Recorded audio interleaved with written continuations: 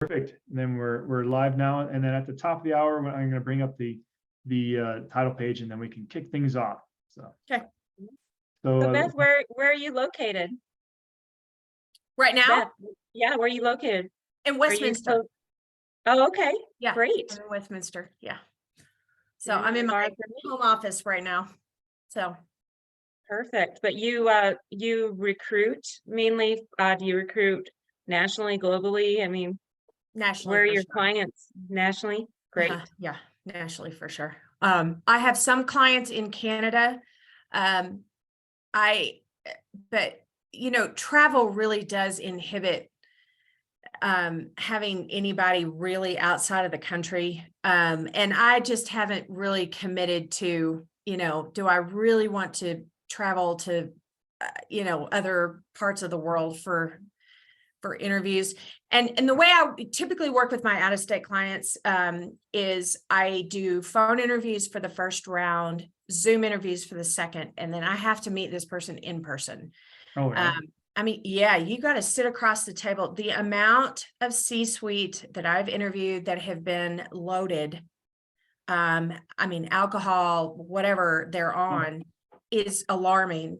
And unbelievable. Wow. and Really? it's really quite stunning. And so for me, I feel very strongly about sitting across the table from someone, shaking their hand, looking them in the eye, you know, all the things. Now, we had to make some concessions during COVID, you know, that's the way that works.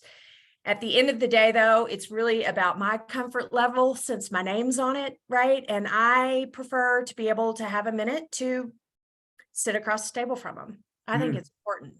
I think it's very important. Sometimes the fit, that relationship, the eye contact, you can't get that on a Zoom call. You can get a lot of data from a Zoom call, but it's not the same. And I have been stunned by how often I get off a Zoom call and I'm like, all right, you know, this is a good candidate. Can't wait to present them. And then they walk in the room and it's not the same. Wow. You know, so it's really, I think it's important. So anyway, that's that relationship. I mean, you're looking, do they click? Will these individuals click with each other? It's really hard to read. That's, I think, one of the biggest challenges in recruitment altogether, and really understanding how people mesh. Yes. Yeah, so that's really, I think we'll bring that up on the discussion, but I just want to recognize that we have some listeners joining up so far. And so we're going to get started. We're just having a quick chat here. And in about 2 more minutes, we'll get kicked off with the forum, and we'll start our multicast. All right, here comes Howard. Hey, Howard. Hi there. It's good to see you. Hey, Howard. Hi, Howard. So we were just an alarming fact that I thought Beth just mentioned is that she has found it when interviewing executives, it's pretty important to interview them face to face, because there's a lot of things that come up as far as, you know, presence and so forth, and then most alarming that you find a high instance of when people are coming into the interview where they're potentially intoxicated or something like this, and so it's some things you don't quite pick up when you're on a Zoom call. Yeah, they go out and have a power lunch and then they go to their interview. Yeah. To have that power interview. I interviewed a guy one time who I'm pretty sure he was still on his bender from the night before. Oh boy. This is like 8 a.m., you know, so I mean, boy, he just reeked. Scary. It's really scary. Yeah, and I'm wondering. And he was on the road. Like, you know, he drove there. Oh, God. yeah. Yeah. And also, I mean, this is another thing to talk about, but then, you know, some people get so nervous. I think that they, you know, maybe they think that, hey, you know, maybe I'll perform better if I have a shot of vodka before I walk in, you know. And what I tell people is, instead of vodka, take 1,000 milligrams of vitamin C. There you go. Oh, there we go. That's vitamin better. C really does help you lower your stress hormones. You do that an hour before, you will perform better. So let's choose vitamin C, not vodka. I'm a huge proponent. Not vitamin B. Well, you're encouraging me to get my vitamin intake in.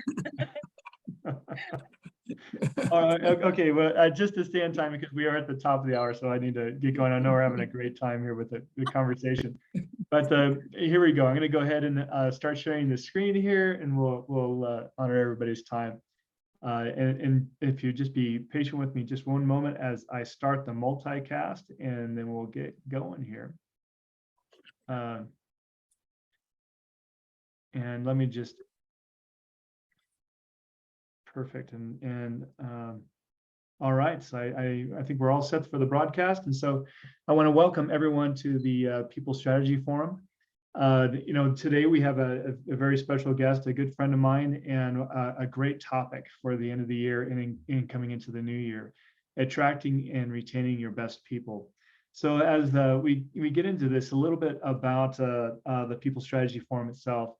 I mean, we're a forum of professionals, and we come together for the main purpose of elevating the profession of rewards and talent overall, with the overall objective is to create workplaces where people are engaged and are energized and they're happy. And we believe that happy, engaged people, and especially when you select the right people to come work at your organization, are going to be intrinsically motivated. They're going to be performing higher, and they're going to be creating better experiences for your clients and customers. So it's the main reason why we're all together here.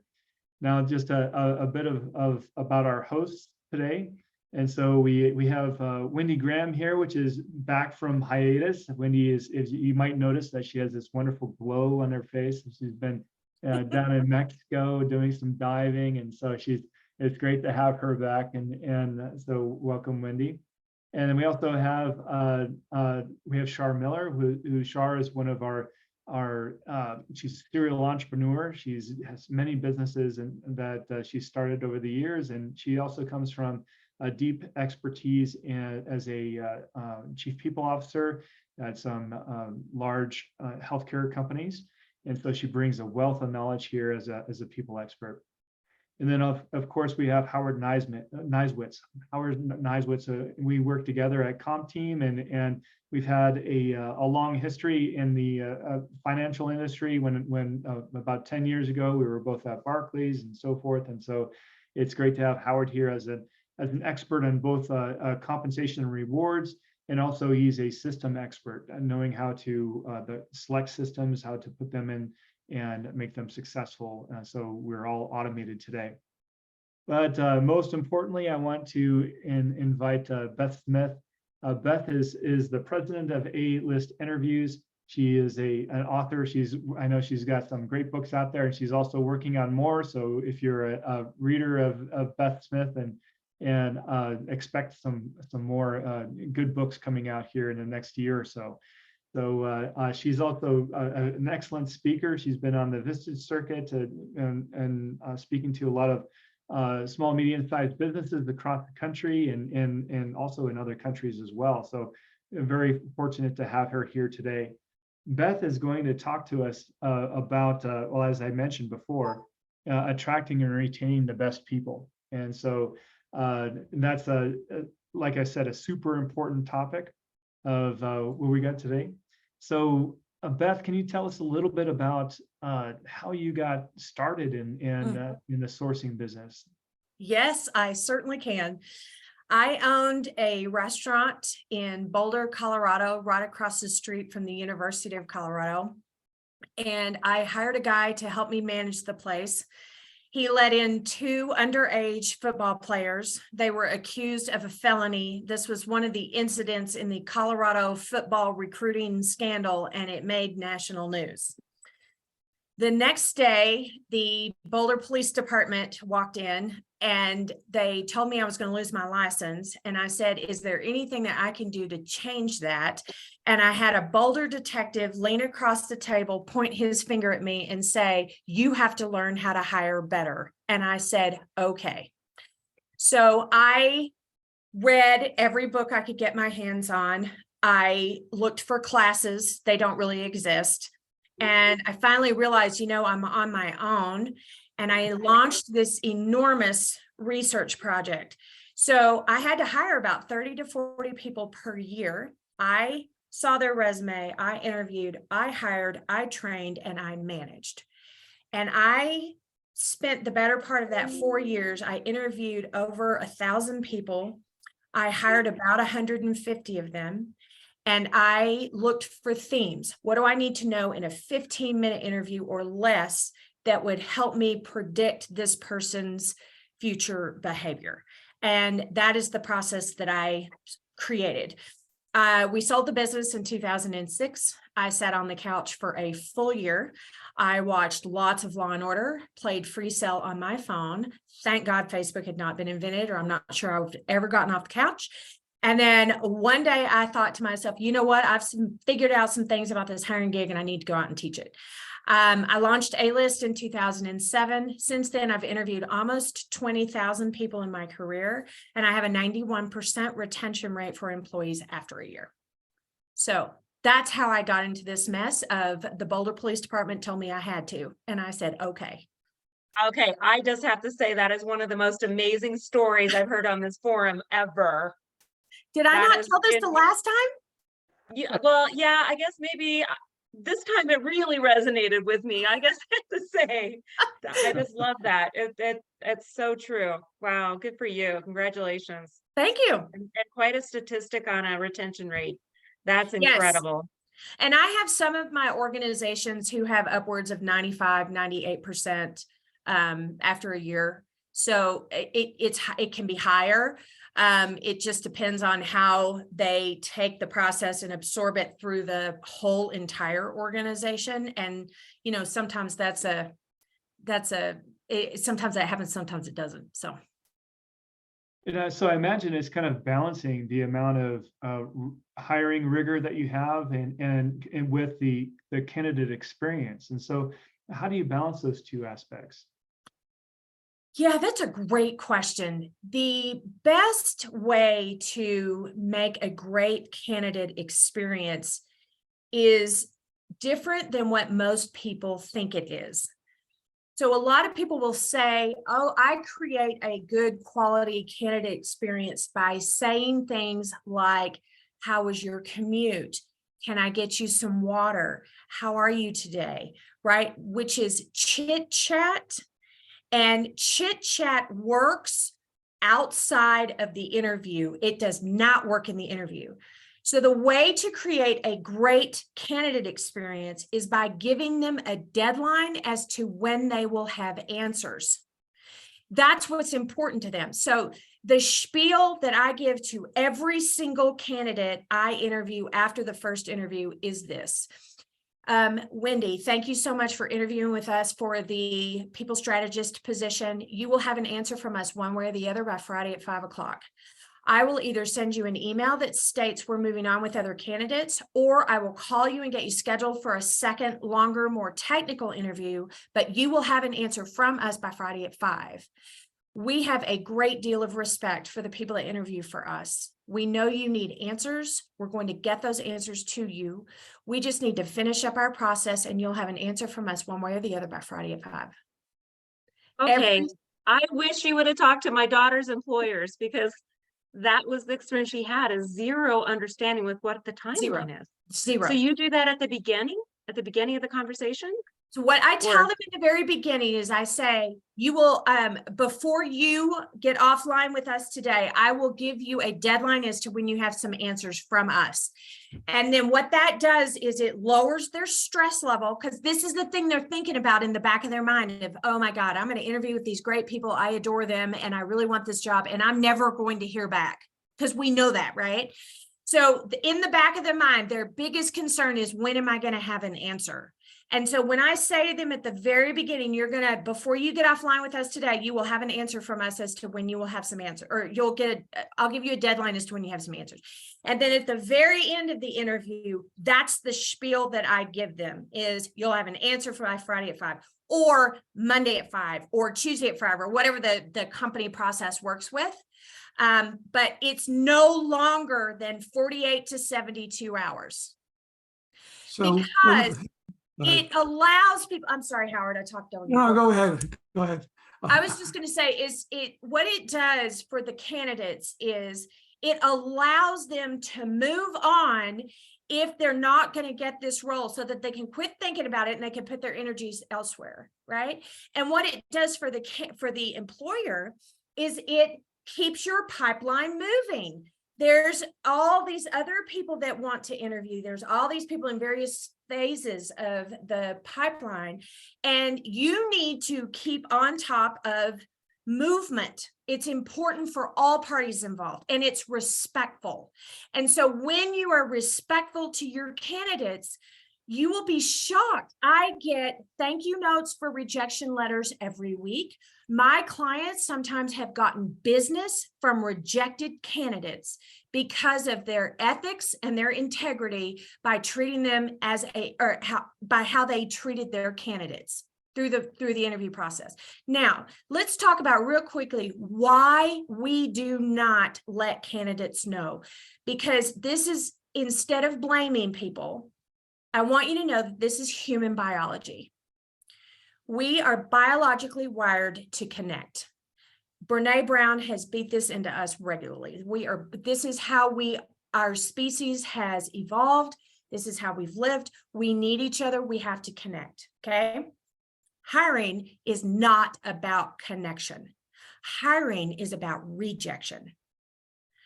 So it goes against your biology. So let's think about this. You end up with 100 applicants. You will reject at least 99 of them. If not all 100, go back out and get another 100 and do the same thing again. So for one role, you can be rejecting hundreds of candidates. Nobody likes to do this. This does not make us feel good as human beings. But it is the honorable thing to do. So my clients will complain to me, oh my God, all these candidates are ghosting me and they don't show up for their interviews and blah, blah, blah. And I'm like, oh, wait a minute. Businesses have been ghosting people for decades. We started this. So what I tell people is yes, of course they're ghosting you, because we've been ghosting people this whole time. So if they ghost you, what you need to remember about being ghosted is one thing.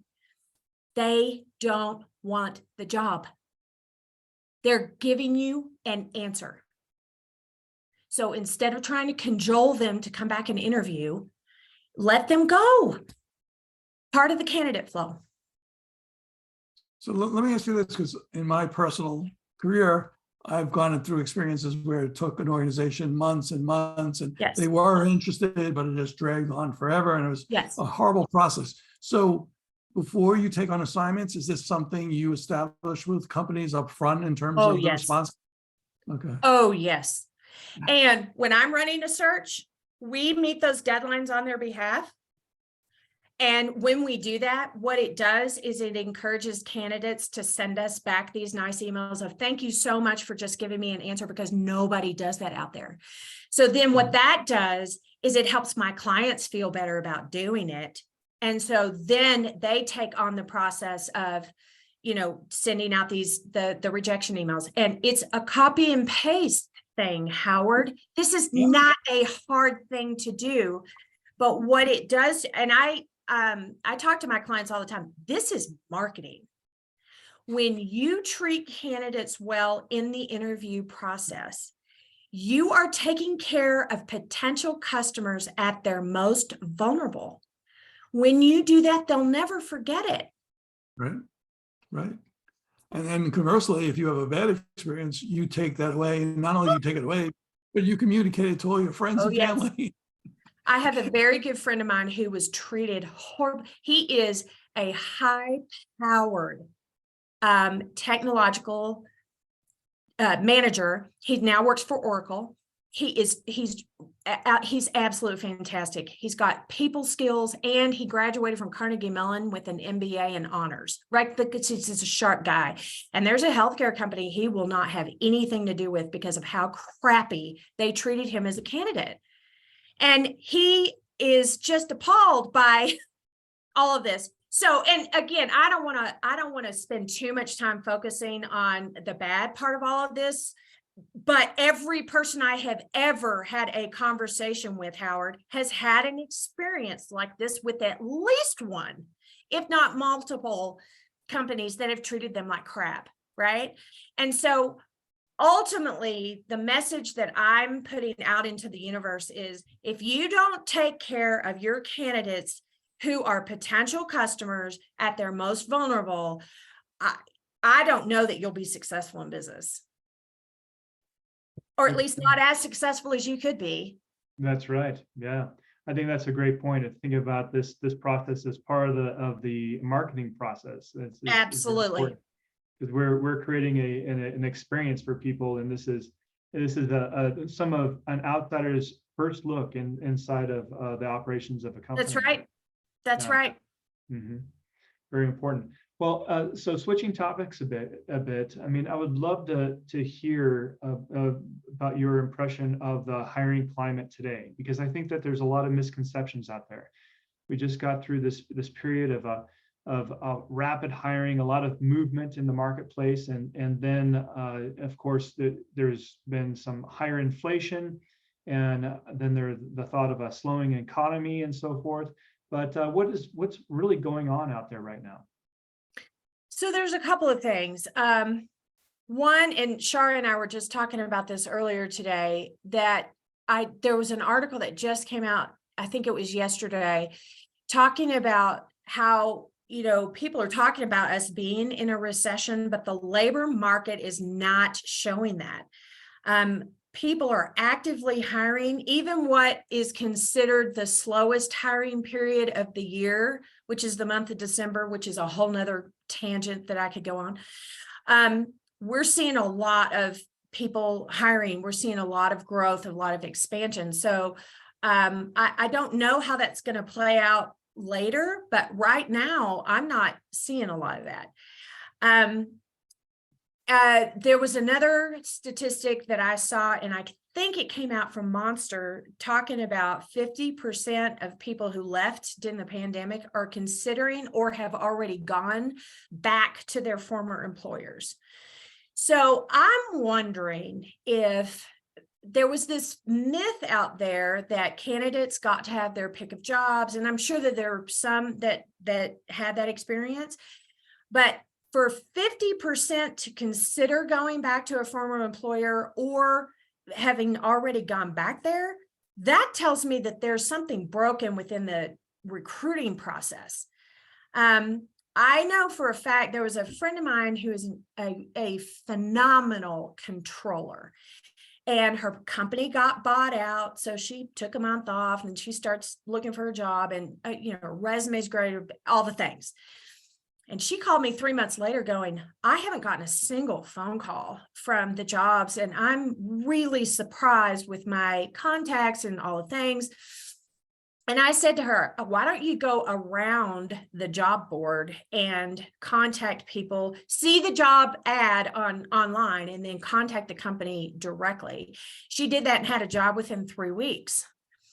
So what that tells me is that there's something flawed in there about I think that companies aren't getting there's a wedge in between employers and candidates out there, and I haven't quite figured out what that is all about. Yeah, but one thing to bring up, I mean, there's a lot of these hiring companies out there that are using artificial intelligence. Yes. And so forth that's coming up. Yes. And do you think that could be the culprit? Yes, I think it is. I mean, Char just mentioned earlier today, this was a great quote of, I'm interviewing for a company and I can't even talk to a live person. I think that is a brilliant observation on your part, Char, because that misconnection between the employer and come on, I'm going to go work for a company and I'm being interviewed by a robot. Are you kidding me? I mean, that's like going on a first date and being interviewed by a robot. Yeah, it was interesting because I went through all the AI, I went through the online chat. I went through, I did the personality assessments, and apparently I was like, whatever, top % person. But yeah, I did end up talking to the recruiter, but she never met me face to face. And then when I did meet with the chief HR officer, it was like a talent management director position. And her and I, this lady and I did not click well. I don't know. There was something about us that we didn't click. So the recruiter was baffled because she said, you were absolutely the top candidate. You were just our top person. I don't quite understand what happened there. And I did give her feedback. I said, maybe it would have been better if you and I met in person. Totally. And the personality type of the chief HR officer, if we maybe met in person, that might have helped. But believe me, I really thought I had this position I thought I had it. So I think it was all the AI and even the personality assessments and everything I took, even though I aced all the colors, I have to wonder too, is the fact that you didn't connect to the person who would have been your boss. Okay, that was probably what killed the deal right there. But at the end of it all, if you had met with her at the very beginning, you wouldn't have had to go through all of that in order to figure this out, right? So I'll give you an example. I have this friend of mine who's a VP of HR, big company. She was looking for another job. She literally put on her pantyhose 17 different times and drove to the company to interview with 17 different people. And we're assuming that she didn't get the job because we've not heard from anybody in 2 years. So think about all of the time, the effort, the resources, the gas in the middle of the gas prices, all the things that she had to put forth in order to get a job that she never even heard back from. I mean, listen, this is not good customer service, people. Now, again, we're going to reject most of the people that we interview. I mean, the vast majority of people that we interview, right? So you don't want to be overly solicitous. But at the end of the day, you can treat people with the dignity and the respect that they deserve, because you're not going to hire anybody unless you have candidates who interview. We need each other. It's a symbiotic relationship. So if you're going to be crappy, don't do it here. I mean, it makes no sense to me one way or the other why we are doing this type of a process. I don't get it. Yeah, I know. I was interviewing for another position, for a CHRO position, which I think the executive positions are the most difficult to obtain, to get. And I interview with every single level of the C-suite, the CFO, and every single position. I was even in the executive boardroom, and the president of the hospital walked in 25 minutes late. And apparently she had been sitting around picking apart my resume. And she zoned in on one particular job gap of mine because my mom was ill in that particular year. That 1 year I had a job gap, even though I was doing contract work. So she walked in, she wore her polished little suit. She was an, Miss Executive lady. She plops down my resume in front of like 8 executives and says, "What's this job gap? Tell me exactly what that is about." Okay, and let me ask you a question. Yeah. If you had said to her, "I had breast cancer," then what would have happened in that moment is you could have sued.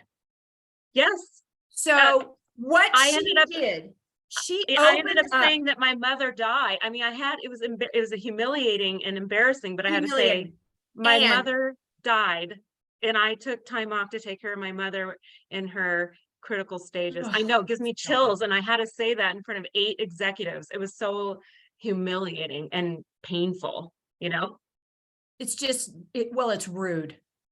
And I thought, and this is a big healthcare system. This isn't one of the biggest in Denver. So I'm not going to say who they are, but I'm telling you, I don't want to work for that healthcare system. No. Because this healthcare system is passionate about patients, but they don't have any compassion or empathy for a middle-aged person whose mother passed away, and they don't care. I mean, seriously, I walked out of that interview, I thought, you wouldn't have even brought that up if she hadn't asked the question. True. So, or you could sometimes I have seen people interview and ask a question about a job gap that was addressed in the cover letter, and the person didn't even read the cover letter, right? And on And top of that all of is that, true. Char, let me tell you something. I have a huge amount of respect for people who take time off of work in order to take care of ill relatives. So why would I ever pick apart a resume and ask about a job gap? Oh, And that, it only puts salt on the wound of course. that issue. You know what I mean? It just was like, and I just couldn't believe it. And the rest of the executives were looking at this president like, I mean, because I think some of them already knew about that part because they read my cover letter Yeah. and the recruiter shared it, but the president didn't obviously look at that. And I think and the important part is we need to rethink this, especially now. I mean, these job gaps that are in resumes Yes. are, and I'd be willing to say that, well, statistics have shown that a lot of job gaps are more predominant in female resumes because of they are and traditionally have Interesting. been Yeah. caregivers. Caregivers. And especially in this pandemic, there's been a large amount of women that have dropped out of the workplace to take care of loved ones. And also, or the fact that, suddenly you don't have childcare anymore. Who does Well, that? and let's talk about childcare. Okay. Yeah. So 22% of all employees are affected by childcare. And there is no such thing anymore of consistent childcare. So a daycare can close up because of the COVID scare. And we don't need to talk about school schedules. School schedules were never invented for working parents. Okay. They have every third week off. When my daughter was in school, there are 41 weeks in the school year. Okay. So that automatically leaves you 11 weeks or however many weeks there, 11 weeks that you have to come up with some other alternative. But of the 41 weeks, 22 were shortened by a professional development day, a holiday, a this, or that, whatever the case may be. So childcare was never invented for working parents. And so at the end of all of this, you have 22, a fifth of the job, candidates are out there. They're not working.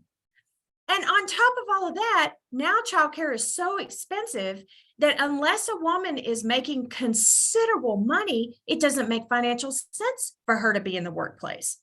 That's So right. I think until we cure the childcare problem, I think that we are in a world of hurts with as far as labor is concerned. We're not ever going to see an uptick in the amount of candidates until we solve that problem. Right, agreed. And the further, I mean, as being a compensation practitioner, what I found is that the job gaps and employers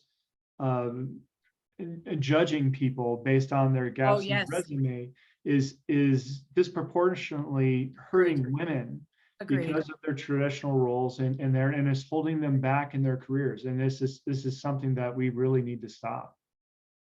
It's very scary too. And let's talk about gaps and job hopping. Okay.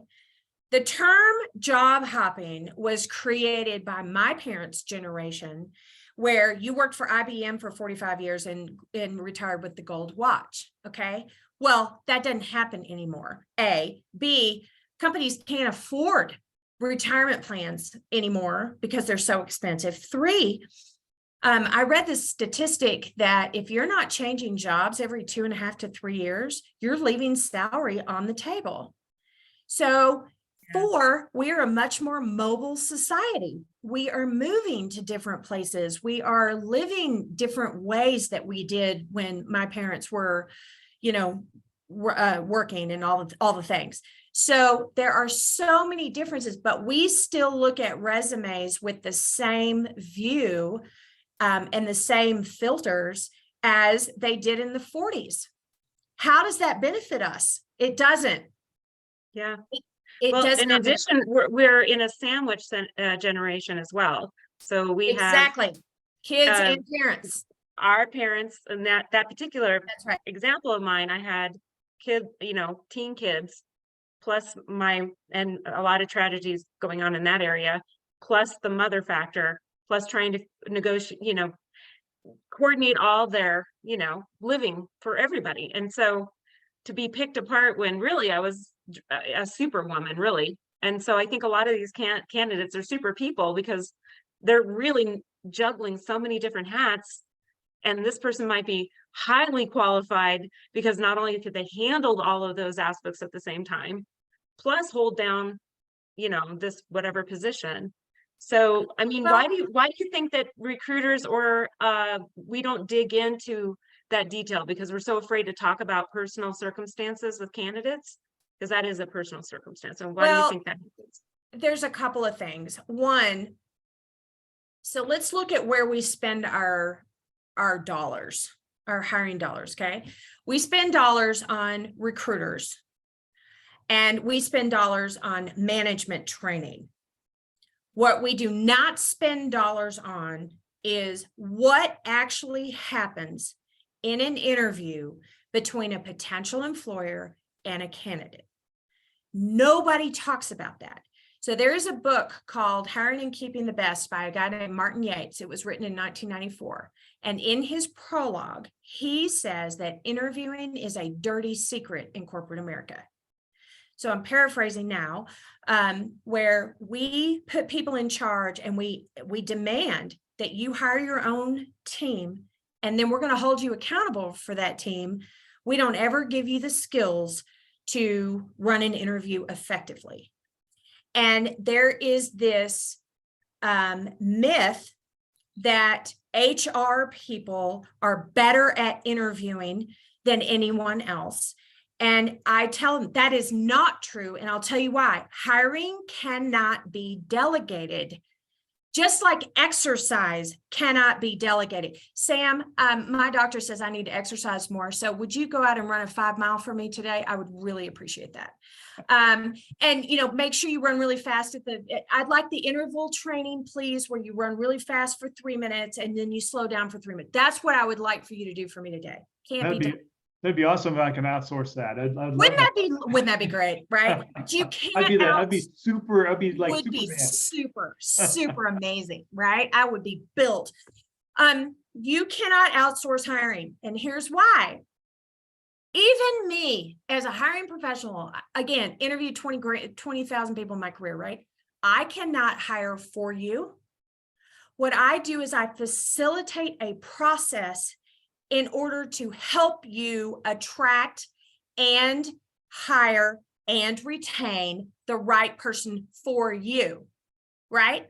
But if I do it all myself, then I'm hiring people who work well for me, and that may not work for you. So at the end of it all, hiring managers, because they have made crappy hiring decisions in the past, they are rattled by this. What they do is say, well, I obviously can't hire people. I need to hire someone who's good at hiring. And it doesn't work like that. Hiring is a skill set that you can learn. It is a muscle that you must use and utilize regularly, and no one can do it for you. So you have to learn how. And the only way to learn how is to get trained. And I have to tell you, I've not seen any good interview training programs. I looked at all of them at one point, and that's why I went out and created my own, because I had 40 people to hire per year. I had 0% retention or 0% turnover my last year in my restaurant. That's unheard of. Nobody does that, because our especially in that industry. Yeah, that's right. And that's because our selection process is awful. It's awful. 2/3, so a quick statistic, 2/3 of all hiring decisions are found to be a mistake within the year.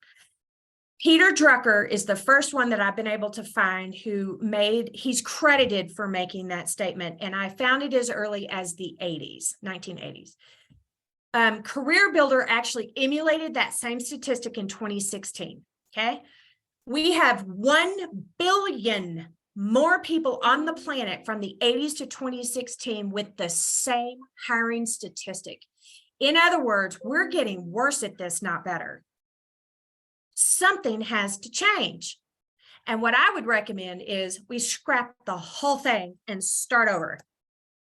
Yeah. That's what I teach my clients. We're going to scrap this whole thing and we're going to start over. We're going to figure out what is the most important criteria in a hiring process. And I'll tell you what it is. There's 3.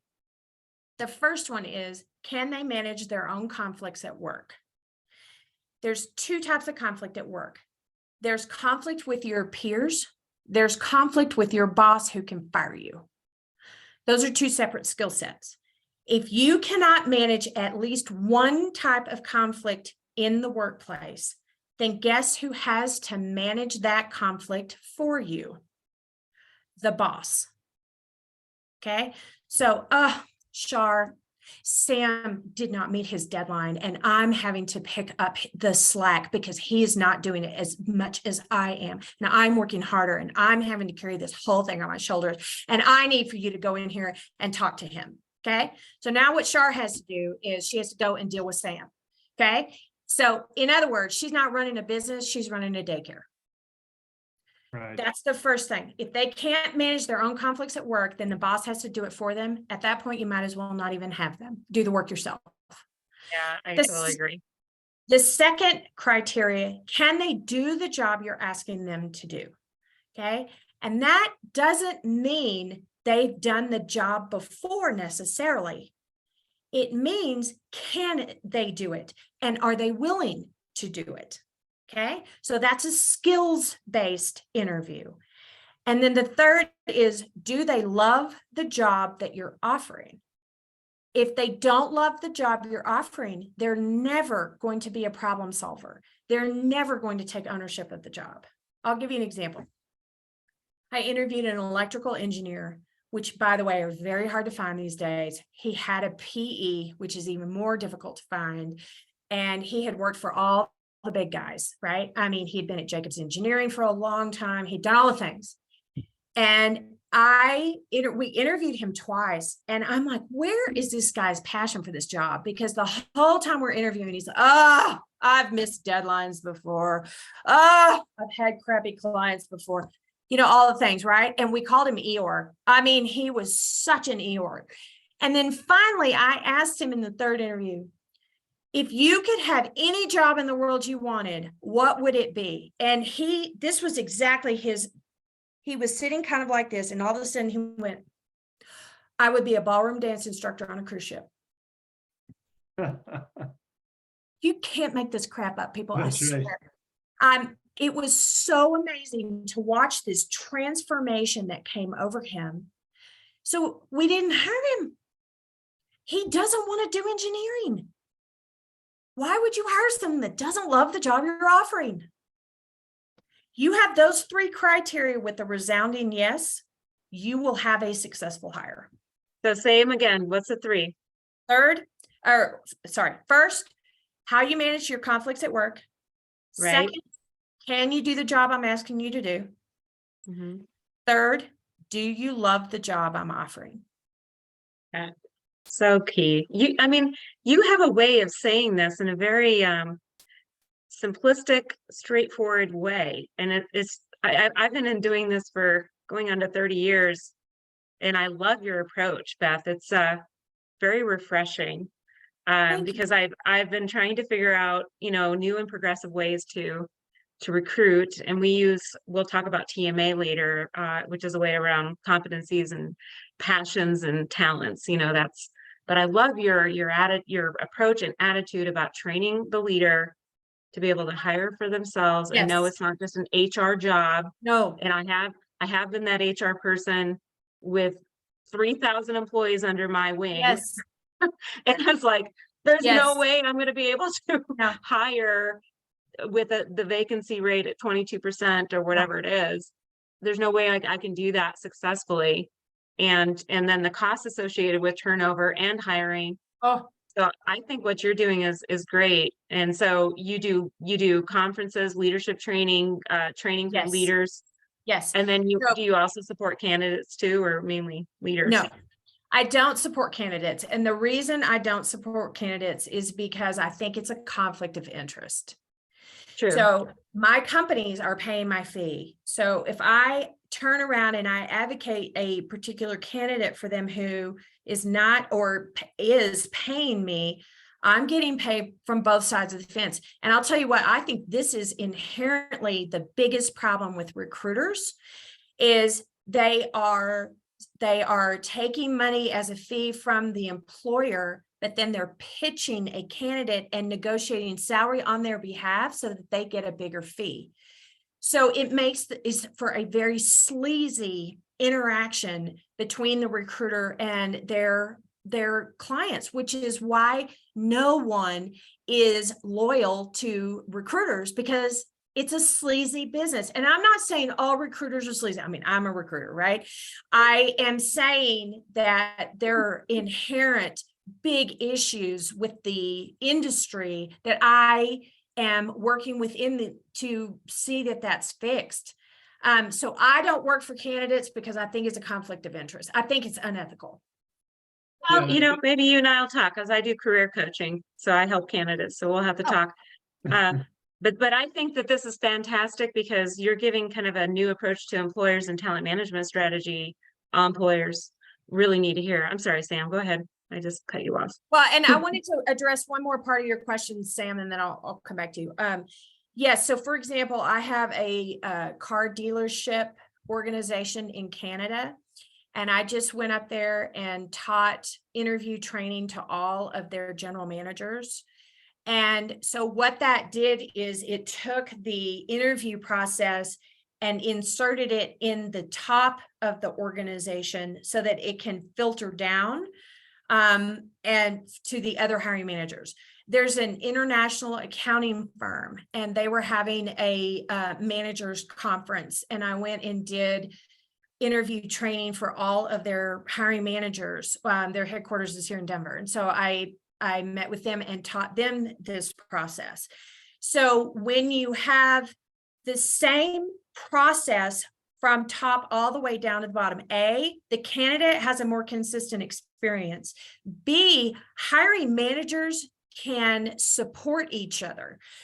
So let's say Wendy and I are interviewing Sam, and Wendy says, Beth, I need some help because I'm having trouble evaluating him for whatever reason, right? Then I can sit in, and she and I have the same lingo and the same understanding of concepts so that we can make a full-on practical, rational hiring decision, and somebody isn't left in the dark by themselves. So, Sam, you had a question. Sorry, I'm struggling with my mute button. So agreed, but the Wendy, what do you think about that?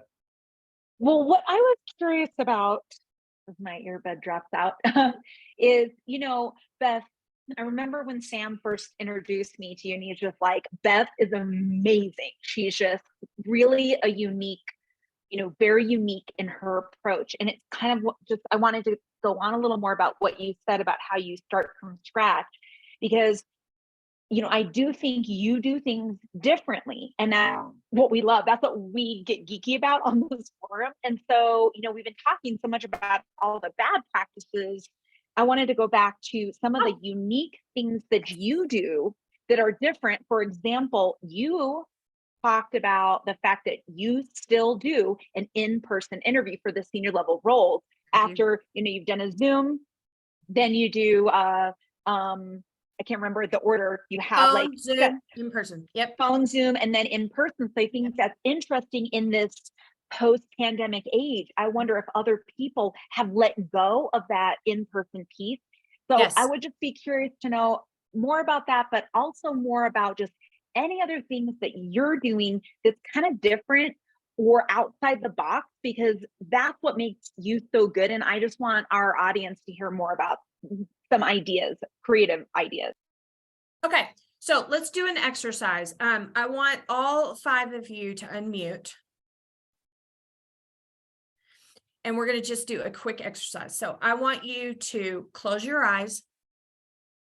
And I want you to think about the absolute best employee that you've ever had. Okay. And there's going to be a person's face that pops up. Okay. All right, Sam, I want you to give me 2, and you can open your eyes now. Sam, I'm going to give me 2 words to describe that person. Confident and articulate. Howard, 2 Team words. player and knowledgeable. Char, Empathetic and organized. Sumit, Honest and authentic. Wendy, Engaged and game for anything. okay. So what you just did is you created your ideal list for your next hire. Engaged, honest, up for anything, etc. Right? Not one of you mentioned skills. Not one. Now, Howard mentioned knowledgeable, so that's close, but not one of you mentioned skills. What is the first thing you look for on a resume? Skills. That's right. So you already have a disconnect and you haven't even put a job ad out. Wow. So the very first step that we do is called an ideal list. And we do that same exact exercise. And I have done that exercise for CEOs all across North America. Okay. And every single time we do this, we have the same response of, oh, wow. You know, it's more about attributes than it is for skills. Because why? Does anybody have any idea? Wendy. Because, you know, it's, if you have the will, we can train you on the skill. Skills can be taught. Gold star for Wendy. Wendy, yay! Right? Love gold star. Gold star, girl, gold star. Okay. So, and this is usually the point in my CEO groups where they start micromanaging my giving my gold stars. Well, Beth, Sam deserves a gold star, but blah, blah. Anyway, I digress. So the very first thing we do is we start off with an ideal list for this person and this position. A. B, what that does is it gets my clients out of what I call the hiring hangover. So the person that just left is usually, they're leaving for a reason. So they're not performing in some way, right? And so the person who hired that person who is leaving is going, oh God, I've got to start this interview process. I can't think of anything worse. I've got a headache. I'm slightly nauseous. The last thing that I want to do is go down this hiring process. And the reason people feel that way is A, they just hired the person who left. So if I can hire that one, I can hire someone worse. So this is why we fire slow, is because a C is somewhat acceptable because, oh my God, I could hire an F because I've hired an F before, right? So they start off with this awful negative mindset. And then they put a job ad out and then they start interviewing people. And this is how Char ended up with this god-awful experience with this horrible, horrible president, is because she's made bad hires before. So she comes in and she punishes Char for all the bad, crappy people that she has hired in the past. We all do this to some level. So if you don't start off, and Wendy, if there's anything else I do differently that is going to make an enormous impact, it's this. You cannot have the person that you're looking for unless you know what that person is. And according to you guys, it is not about skills. It's about being engaged, being empathic, being honest, and loyal and competent, taking ownership, taking up whatever it is that you come up with, right? And in addition to those words, I always make a list for my CEOs. I'll say to them, your company core values are in this list. So the next thing I do that's different than others is we're going to start off a job ad with a mission statement. Okay? And what normally people do is they call Char, who's HR, and they say to Char, okay, I need to hire this project manager. And I need for you, Char, to write a job description. And Char's going, are you kidding me? I don't know anything about project management, right? So what did she do? She Googles a job description for project management. Okay. And so she takes someone else's job description and she posts it as her own, and God love her, she's thorough.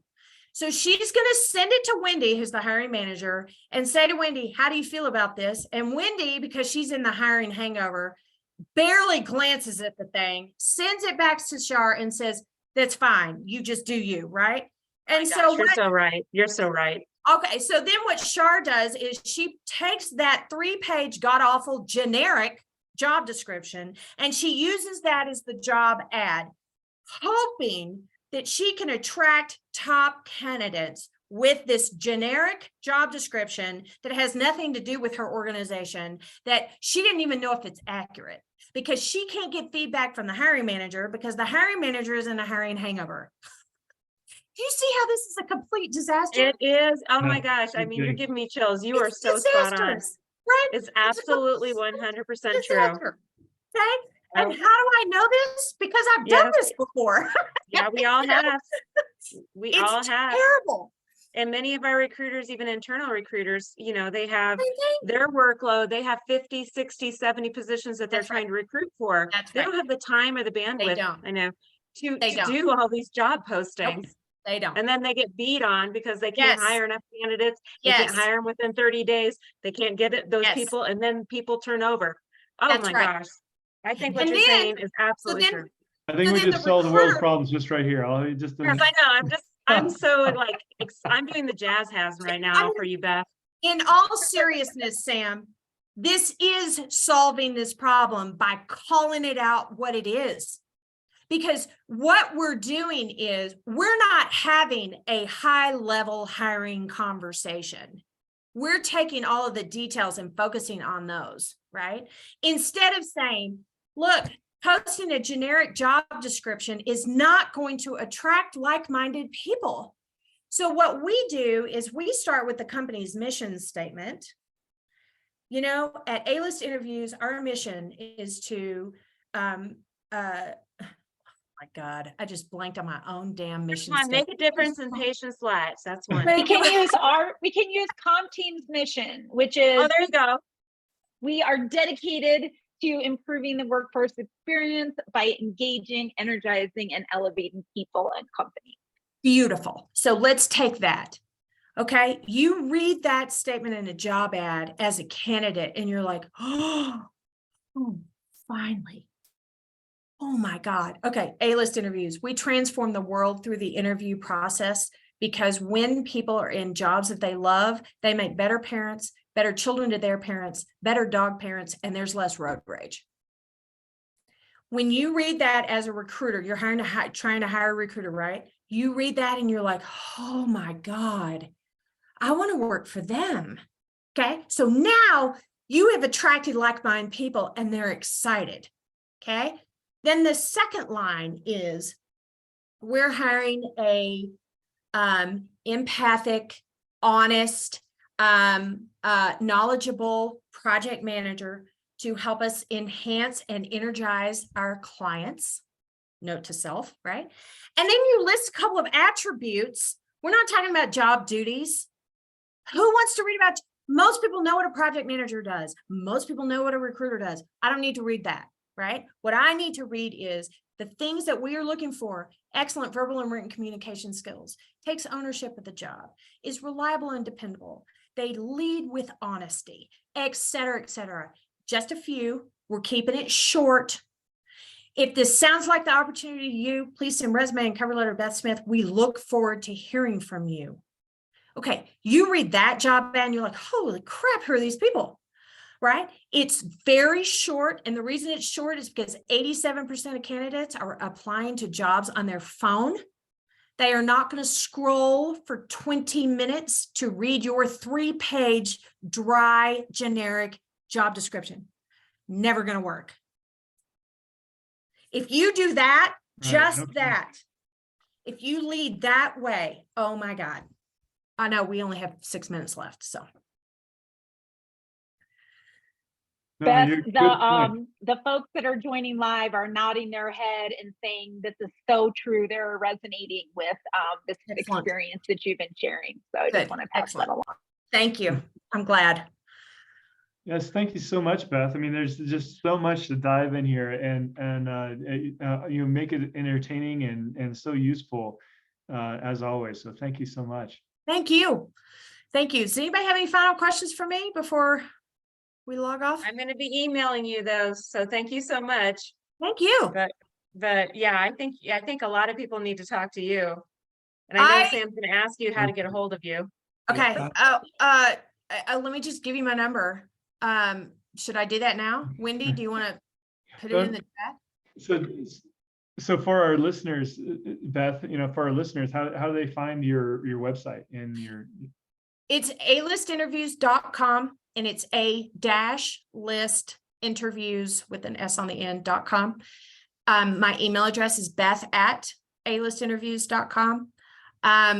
There's also info@alistinterviews.com that goes directly to my business partner who can get in touch with me.